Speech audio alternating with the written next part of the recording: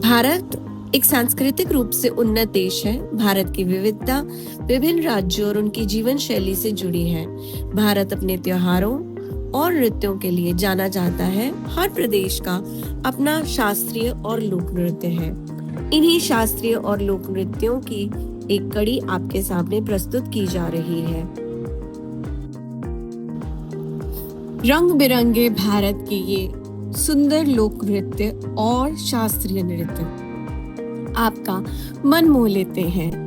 तो एक छोटी सी झलक इन सभी नृत्यों की हम आपको दिखाएंगे। सबसे पहले चलते हैं तमिलनाडु और वहां का भरतनाट्यम देखते हैं।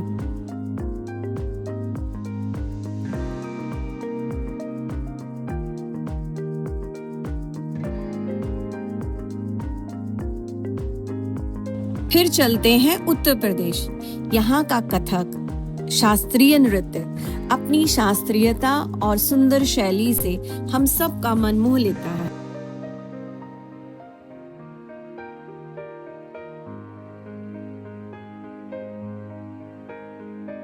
अच्छे और बुरे की कहानी बताता शास्त्रीय नृत्य कथकली जो केरला में पाया जाता है। केरला से आगे बढ़ते हैं और आंध्र प्रदेश का शास्त्रीय नृत्य कुचिपुड़ी देखते हैं। ओडिसी जो उड़ीसा का शास्त्रीय नृत्य है और अपनी भाव भंगिमा से हम सब का मन मोह लेता है। शास्त्रीय नृत्यों के बीच में अब चलते हैं लोक नृत्य। पंजाब से भंगड़ा जिसकी थिरकन हम सभी को सुनाई देती है। प्यारे बच्चों, भारत की झलक पाने के बाद उसके लोक नृत्य और शास्त्रीय नृत्यों को देखने के बाद हम शुरू करते हैं अपना पाठ। पुस्तक मल्हार से लिया गया 8वां पाठ सत्रिया और बिहू नृत्य जो भारत के उत्तर पूर्वी राज्यों के लोक नृत्य पर आधारित है। इसकी लेखिका है जया मेहता। मैं डॉक्टर ज्योति शर्मा चंडीगढ़ शिक्षा विभाग की तरफ से आप सबके सामने पेश कर रही हूँ ये पाठ जिसका शीर्षक है सत्रिया और बिहू नृत्य। शुरू करते हैं अपना पाठ सत्रिया और बिहू नृत्य, जिसमें सत्रिया एक शास्त्रीय नृत्य है और बिहू असम का लोक नृत्य है। एंजेला लंदन के जाने माने इलाके केंजिंगटन में रहती थी। उसका स्कूल घर से दूर नहीं था। उसका कोई सगा भाई बहन भी नहीं था। उसे जेम्स और कीरा नाम के दोस्तों के साथ समय बिताना पसंद था। वे सब आपस में मिलकर कई काल्पनिक खेल खेला करते थे। उन्हें ऐसी कहानियों का पात्र बनने में मजा आता था जिनमें दूर दराज की दुनिया का जिक्र हो। एंजेला को हर उस कहानी से प्यार था जिसमें उसे ताजमहल, एफिल टावर या कोलोजियम की यात्रा पर जाना हो। उसे बिल्कुल अंदाजा नहीं था कि जल्दी ही यात्राओं की उसकी कहानियां सच साबित होने वाली हैं। एंजेला लंदन से भारत अपने माता पिता के साथ आती है। उसकी माँ एलेक्सेंड्रा एक डॉक्यूमेंट्री फिल्म निर्माता थी। उन्हें लंदन की ब्रिटिश अकादमी से असम की नृत्य परंपरा पर डॉक्यूमेंट्री बनाने के लिए वित्तीय मदद की गई थी। पेचीदा बात ये थी कि उनको इस काम को पूरा करने के लिए केवल 1 महीने का समय दिया गया था। उन्होंने एंजेला के स्कूल से उसकी बसंत की छुट्टियों को 1 हफ्ते और बढ़ाने की अनुमति ले ली, जिससे एंजेला और उसके पिता ब्रायन भी उनके साथ जा सके। एंजेला बहुत जल्दबाजी में बनाई गई इस यात्रा की योजना से हैरान थी, पर उसकी माँ समय से ये काम पूरा कर सके इसलिए वे सभी जल्दी से तैयार हो गए। जब तक एंजेला कुछ समझ पाती तब तक वह लंदन की नई दिल्ली होते हुए गुवाहाटी की उड़ान पर थी। यात्रा के दौरान माँ ने एंजेला को असम की खूबसूरती के बारे में कुछ बातें बताई। असम भारत के उत्तर पूर्वी क्षेत्र में है, जिसे अपने वन्य जीवन, रेशम और चाय के बागानों के लिए जाना जाता है। इसके साथ असम में नृत्य की भी एक समृद्ध परंपरा है। एलेक्जेंड्रा की डॉक्यूमेंट्री के केंद्र में असम के जनजीवन में नृत्यों के महत्व को तलाशना था। वे जब यहाँ आ रहे थे तब अप्रैल का महीना चल रहा था। असम में ये नए साल का वक्त होता है। वसंत के आने की खुशी में वे सभी एक त्योहार मनाते हैं जिसे बिहू कहा जाता है। एंजेला उसी रात इसे देखने जाने वाली थी। घाटी में एक होटल में सामान्य होने के बाद वे उसी शाम पास के गांव मलंग में गए। गांव पहुंचने पर मां ने एंजेला को बताया कि बिहू एक कृषि आधारित त्योहार है। भारत में जनसंख्या का एक बड़ा हिस्सा किसानों का है। असम में बिहू साल में 3 बार मनाया जाता है। सबसे पहले जब किसान बीज बोते हैं, फिर जब वे धान रोपते हैं और फिर तब जब खेतों में अनाज तैयार हो जाता है। एंजेला कार से उतरी। वहाँ आसपास उत्सव जैसा माहौल देखकर वह हतप्रभ थी। वहाँ एक बड़े से बरगद के पेड़ के नीचे मंच बनाया गया था। वह जगह लोगों से भरी हुई थी। एंजेला ने एक पेड़ के नीचे एक साथ इतने लोगों को पहले कभी नहीं देखा था।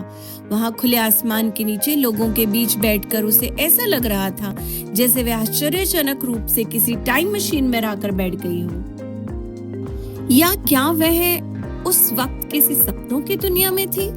वे मंत्रमुग्ध होकर वहां लड़के लड़कियों को वसंत ऋतु के आगमन पर नृत्य करते देख रही थी।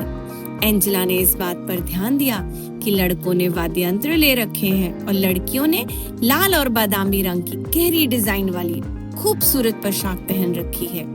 वे सभी काफी रंगीन और मस्त लग रहे थे। उनका हिलता डुलता शरीर हाथ पैर की हलचल से समझ आ रहा था वे मौज मस्ती के नृत्य में खोए हुए हैं। उसकी इच्छा हुई वह भी अपने घर पर बसंत के आगमन पर ऐसा ही नृत्य करेगी। बिहू नृत्य और उसके उत्सव से अचंभित एंजेला और उसके परिवार ने इसके साथ साथ लजीज पकवानों का पूरा आनंद लिया। जब वे वापस लौटे तब मां ने एंजेला से पूछा कि उसे बिहू कैसा लगा। एंजेला के मन में कई तरह के विचार चल रहे थे। उसे अच्छा लगा कि इस उत्सव और नृत्य दोनों को बिहू कहा जाता है। उसने माँ से पूछा कि क्या संगीत और नृत्य सिर्फ त्योहारों पर ही होते हैं। माँ ने बताया पूरी दुनिया की संस्कृतियों में लोग नृत्य और संगीत से अपनी भावनाओं को व्यक्त करते हैं। खास तौर से भारत में बहुतायत ऐसा होता है। असम का बिहू नृत्य ग्रामीण जनजीवन के साथ साथ फसल लगाने से लेकर वसंत के आगमन तक जुड़ा हुआ। एंजेला की माँ अगले कुछ दिन डॉक्यूमेंट्री के तथ्य जुटाने और साक्षात्कार लेने में व्यस्त रही। एंजेला ने काफी सारी बातों पर दूर से ही गौर किया। उसने महसूस किया कि लंदन के जीवन से यहाँ सब कुछ कितना अलग था। उसे अपनी माँ पर गर्व हुआ।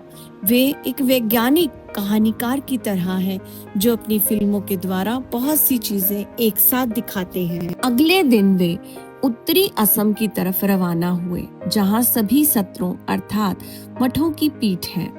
वे सभी एक सत्र के पास रहने के लिए जाने वाले थे और सत्रिया नृत्य का फिल्मांकन करने वाले थे। जब वे दक्षिण पथ सत्र पहुंचे तब वहां उनकी मुलाकात रीना सेन से हुई जो असम की एक जानी मानी लेखिका है। उस हफ्ते उन लोगों को रीना सेन के घर पर ही रुकना था। रीना आंटी की बिटिया थी अनु और एंजेला ने तुरंत एक दूसरे की तरफ देखा। दोनों की ही उम्र 10 साल। दोनों ने अंग्रेजी में बातचीत शुरू की। अनु ने एंजेला को कुछ असमिया शब्द भी सिखाए। एंजेला को अनु के खिलौने बहुत अच्छे लगे जो थोड़े अलग तरह के थे। गुड़िया, लकड़ी के खिलौने और नारियल की जटा से बने घर, कितने अनोखे खिलौने। उसने लंदन में ऐसे खिलौने कभी नहीं देखे थे। अनु का पसंदीदा खिलौना लकड़ी का बना तीर कमान था जिसे लेकर उसे राम बनना बहुत अच्छा लग रहा था। एंजेला उसकी विरोधी बनी थी, शक्तिशाली रावण। वे एक साथ खेल रहे थे। उस कूद फांद और लड़ाई का कोई अंत न था। एंजेला और अनु ने देखा कि अलेक्जेंड्रा ने वैष्णव मठ के सभागार में नृत्य कर रहे युवा साधुओं का फिल्मांकन किया। एंजेला आश्चर्य से सोच रही थी कि क्या सत्रिया नृत्य सिर्फ लड़कों और पुरुषों के लिए है। एंजेला और अनु सोच रहे थे कि काश वे भी उन युवा साधुओं की तरह गा सकते, नृत्य कर सकते और छद्म युद्ध लड़ सकते। माँ ने एंजेला को बताया कि 20वीं शताब्दी के मध्य में कुछ साधु मठों से बाहर आकर पुरुषों और महिलाओं को सत्रिया नृत्य सिखाने लगे। शुरू में ऐसे साधुओं को मठों से निकाल दिया गया, लेकिन आधुनिक दौर में महिला सत्रिया कलाकारों के लिए मंच पर नृत्य करना आम बात हो गई है। उस रात माँ महिला सत्रिया नृत्यांगनाओं का फिल्मांकन करने वाली थी। एंजेला बहुत उत्साहित थी। उसने रीना आंटी से आग्रह किया कि वे अनु को भी सत्रिया नृत्य में महिला नृत्य को देखने के लिए साथ आने दें। आंटी ने स्वीकृति दे दी। उस रात अनु और एंजेला सत्रिया नृत्य देखने गए, जिसमें भगवान विष्णु के 2 द्वारपालों जय विजय की कहानी थी। पर्दा उठा और एंजेला ने देखा कि सफेद पगड़ी नुमा टोपी में 2 महिलाएं नृत्य और नाटक की शैली में कमाल का अभिनय कर रही हैं। जैसे जैसे कहानी आगे बढ़ी, उन दोनों ने देखा कि किस तरह जय और विजय ने कई बड़े ऋषियों को भगवान विष्णु से मिलने नहीं दिया, क्योंकि उस वक्त भगवान विष्णु सो रहे थे। वे ऋषि नाराज हो गए। उन्होंने जय विजय को असुर बनने का श्राप दे दिया। भगवान विष्णु की नींद जब टूटी, तब उन्हें अपने द्वारपालों को बचाने के लिए आना पड़ा। उन्होंने वचन दिया कि वे जय और विजय को मारकर उन्हें श्राप से बचा लेंगे। बाद में जय और विजय भगवान। एंजेला को ये कहानी नाटकीय और दिलचस्प लगी। सत्रिया महिला नृत्यांगनाओं ने जिस प्रकार की शक्ति, बल और आकर्षण प्रदर्शित किया, वे अद्भुत था।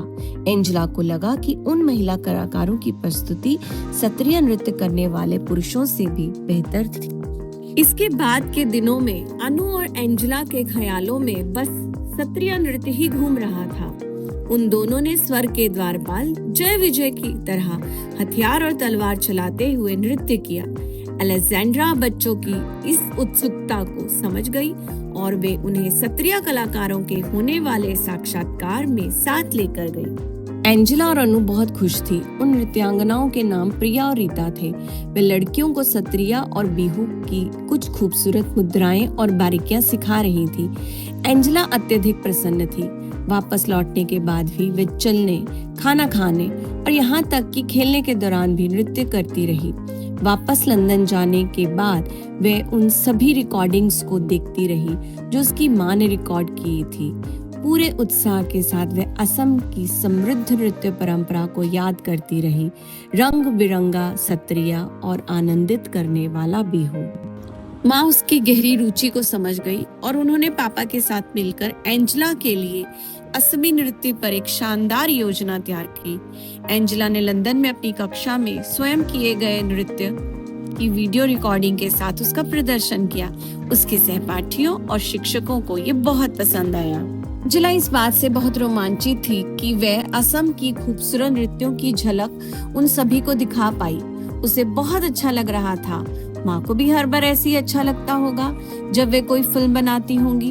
अब एंजेला के पास अपने लिए असम के नृत्यों, बिहू और सत्रिया के साथ अपना खुद का मनोरंजन था। प्यारे बच्चों, पाठ पढ़ने के बाद कुछ प्रश्न उत्तर। प्रश्न 1, सत्रिया नृत्य किस राज्य का शास्त्रीय नृत्य है? तो उत्तर है असम का। सत्रिया नृत्य की उत्पत्ति कहाँ और किसके द्वारा हुई? सत्रिया नृत्य असम का शास्त्रीय नृत्य है। इसकी रचना 15वीं शताब्दी में महापुरुष श्रीमंत शंकर देव ने वैष्णव धर्म के प्रचार हेतु की थी। ये नृत्य सत्रों यानी मठों में प्रस्तुत किया जाता था। प्रश्न 3, सत्रिया नृत्य में प्रयुक्त प्रमुख वाद्य यंत्रों का नाम लिखिए। तो इसके प्रमुख वाद्य यंत्र हैं खोल, जो ढोल जैसा दिखता है, ताल, मंजीरा, बांसुरी जैसे वाद्य यंत्रों का सत्रिया नृत्य में प्रयोग किया जाता है। अब कुछ प्रश्न बिहू नृत्य से जुड़े हुए। बिहू नृत्य किस अवसर पर किया जाता है? बिहू नृत्य असम के बैसाख महीने में मनाए जाने वाले फसल उत्सव के समय किया जाता है। यह नृत्य असम के युवकों और युवतियों द्वारा खुशी और उमंग के साथ प्रस्तुत किया जाता है। दूसरा प्रश्न, बिहू नृत्य को किस श्रेणी का नृत्य माना जाता है और क्यों? बिहू नृत्य एक लोक नृत्य है। इसे असम के ग्रामीण लोग फसल कटाई और नए वर्ष के उत्सव में सामूहिक रूप से नृत्य गान करते हुए प्रस्तुत करते हैं। बिहू नृत्य में प्रयुक्त वाद्य यंत्रों के नाम लिखिए। बिहू नृत्य में असमिया ढोल, पेपा, भैंस के सींग से बना गया वाद्य, गोगना, बांसुरी और टोकरी जैसे वाद्य यंत्रों का प्रयोग किया जाता है। प्यारे बच्चों, एंजेला के आंखों से आपने अपने भारत को देखा।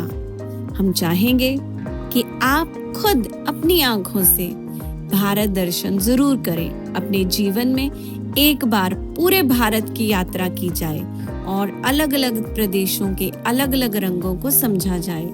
तो इसके साथ ही हम अपनी वाणी को विराम देते हैं। उम्मीद करते हैं आपको ये पाठ समझ में आया होगा। धन्यवाद।